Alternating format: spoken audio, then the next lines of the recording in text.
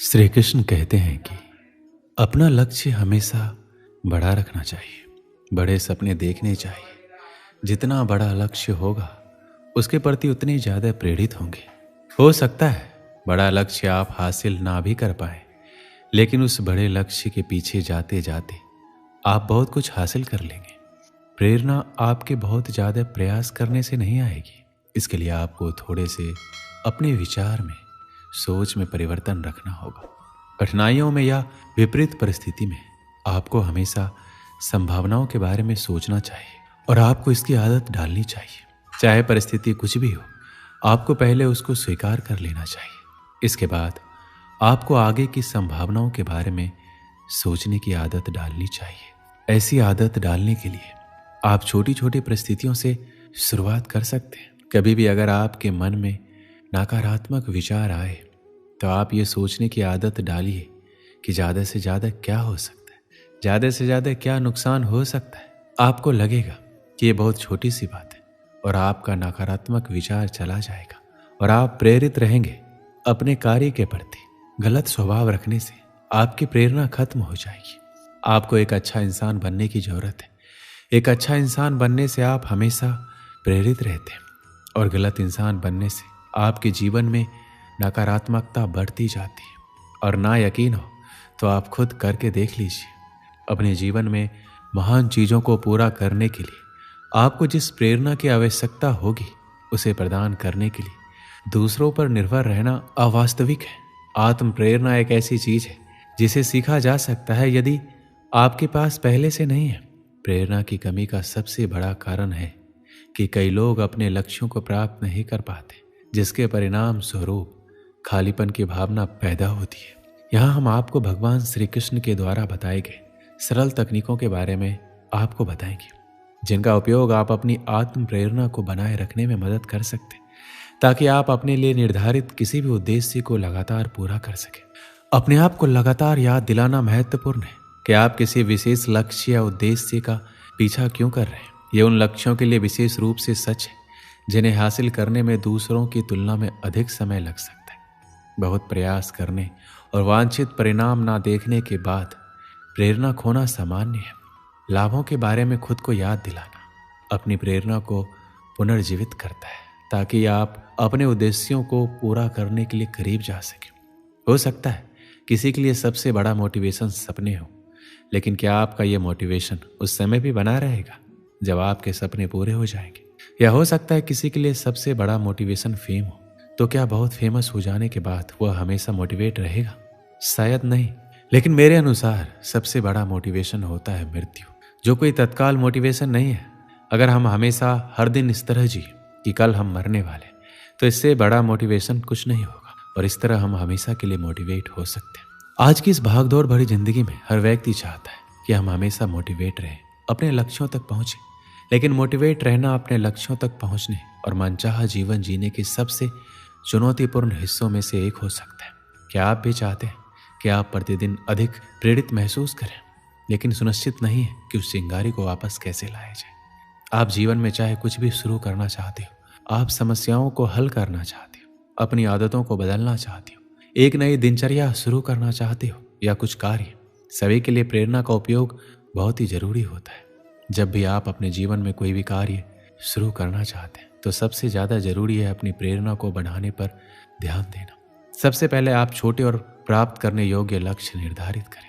यदि एक साथ आप बहुत अधिक भार लेने की कोशिश करेंगे तो ये केवल आपको जल्दी छोड़ने का कारण बनेगा। जब आप कोई भी कार्य में विफल होते हैं तो अपने आप को हराना बहुत आसान होता है, लेकिन आपके कार्य की विफलता किस कारण हुई उस पर ध्यान केंद्रित करना आसान होता है। उस समय अपने आप को अपने से पूछने की जरूरत है कि आप कुछ भी ठीक क्यों नहीं कर सकते। इसे अंतिम लक्ष्य तक पहुंचाना इतना कठिन क्यों है? जब आप कोई कार्य शुरू करते हैं तो लक्ष्यों को प्राप्त करना बहुत मुश्किल होता है, लेकिन अपने लक्ष्यों को आसान बनाने के लिए आपको किसी और की आवश्यकता भी जरूरी है। अपने मोटिवेशन के स्तर को बढ़ाने के लिए कभी कभी बाहरी प्रभावों की आवश्यकता होती है, ताकि आप नियंत्रण में रह सकें और आगे बढ़ सकें। जब भी आप कोई लक्ष्य निर्धारित करें तो अपने किसी मित्र या पारिवारिक सदस्य को बताएं जिस पर आप अपने लक्ष्यों के बारे में भरोसा करते हैं, ताकि वो आपको जवाबदेह ठहरा सके और आपको सही रास्ते पर रख सके। कुछ दिन के लिए दूसरों की तुलना में मोटिवेट रहना थोड़ा कठिन होगा, लेकिन जब आपको कोई अपना आपके लक्ष्य के बारे में बताए जिससे आपको अपना लक्ष्य प्राप्त करना सरल हो सकता है। कुछ समय पहले की बात है, एक दुकानदार जिन्होंने एक अगरबत्ती की दुकान खोली।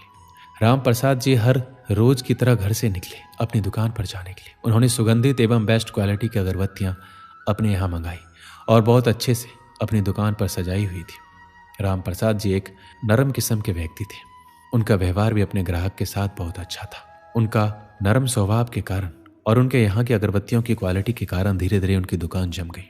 उनके यहाँ हर रोज अच्छी बिक्री होने लगी और उन्हें अच्छा खासा मुनाफा भी होने लगा। सब कुछ बहुत अच्छे से चल रहा था। सेठ जी दुकान की कमाई से बहुत खुश थे। अपनी दुकान के बाहर उन्होंने एक बड़ा सा बोर्ड लगवाया हुआ था। उसमें लिखा हुआ था, हमारे यहाँ सुगंधित अगरबत्तियां मिलती है। एक दिन एक ग्राहक आया, उसने वो बोर्ड पढ़ा और बोलने लगा, सेठ जी मुझे इस बोर्ड में कुछ गड़बड़ी लग रही है। सेठ जी भोले वाले थे, पूछने लगे, क्या हो गया, आपको क्या गड़बड़ी लगी? मैंने तो वही लिखवाया है जो मैं यहाँ बेचता हूँ, इसमें क्या गलत है? जवाब में उस ग्राहक ने कहा कि आपने लिखवाया है कि हमारे यहाँ सुगंधित अगरबत्तियां मिलती है, तो आप मुझे बताइए कि आपने कहाँ सुना है कि अगरबत्तियां दुर्गंधित होती है? अगरबत्तियां तो सुगंधित ही होती है, इसलिए आपने जो लिखवाया है हमारे यहाँ सुगंधित अगरबत्तियां मिलती है, इसमें से सुगंधित हटवा दीजिए। बेचारे सेठ जी भी भोले वाले इंसान थे।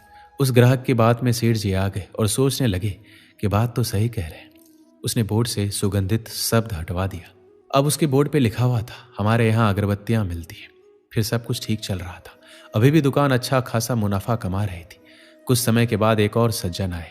उन्होंने बोर्ड को पढ़ा तो अपना ज्ञान देने लगे। सेठ जी, आपके बोर्ड में कुछ गड़बड़ी लग रही है। तो सेठ जी अब इस बार उस ग्राहक की बात को भी गौर से सुनने लगे। उन सज्जन ने अपनी राय रखते हुए बोला, सेठ जी आपने लिखवाया हुआ है कि हमारे यहाँ अगरबत्ती मिलती है, तो इसमें हमारे यहाँ का क्या मतलब है? अगरबत्ती की दुकान आपकी ही तो है, आपके यहाँ ही तो मिलेगी, और किसके यहाँ मिलेगी? ये जो दो शब्द है ये कुछ जम नहीं रहे। मेरा मानिए तो इन दोनों शब्दों को हटा दीजिए। अब इस बार सेठ जी भी सोच में पड़ गए।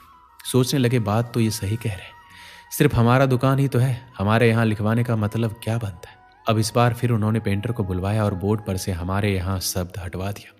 अब उस बोर्ड पर केवल अगरबत्तियां मिलती है यही लिखा हुआ था। कुछ 15-20 दिन बीते होंगे कि एक और ग्राहक आए और बोर्ड को देखकर अपनी राय देने लगे कि सेठ जी अगरबत्तियां मिलती है क्यों लिखवाया है? सबको दिख ही रहा है अगरबत्तियां रखी हुई है, तो मिलेंगे ही ना। ऐसा तो नहीं है कि नहीं मिलेगी, तो ये लिखवाने का क्या मतलब? मेरी मानिए तो इन दोनों शब्दों को हटा दीजिए। सेठ जी ने फिर से पेंटर को बुलवाया और उन दो शब्दों को भी हटवा दिया। अब वहां सिर्फ अगरबत्तियां ही लिखा हुआ था। 1-2 महीने ही बीते थे। एक दिन एक और सज्जन पुरुष आए और बोर्ड देखकर कहने लगे, साहब आपने इस पर अगरबत्तियां क्यों लिखवाया हुआ है?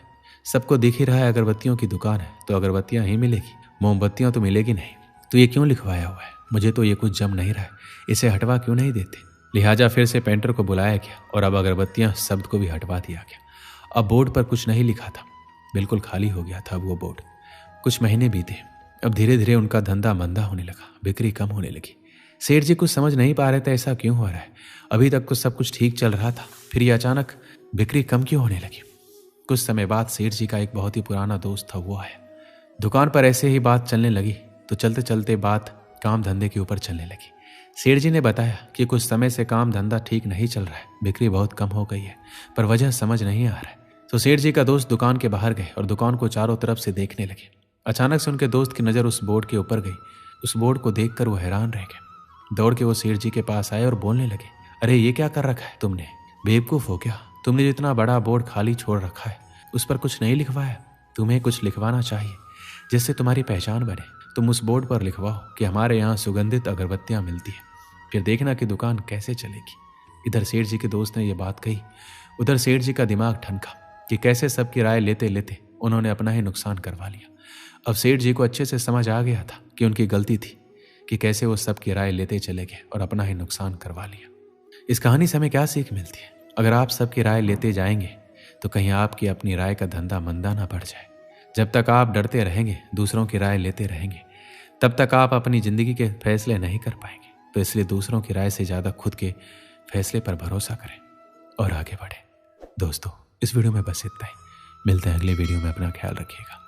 जय श्री कृष्ण।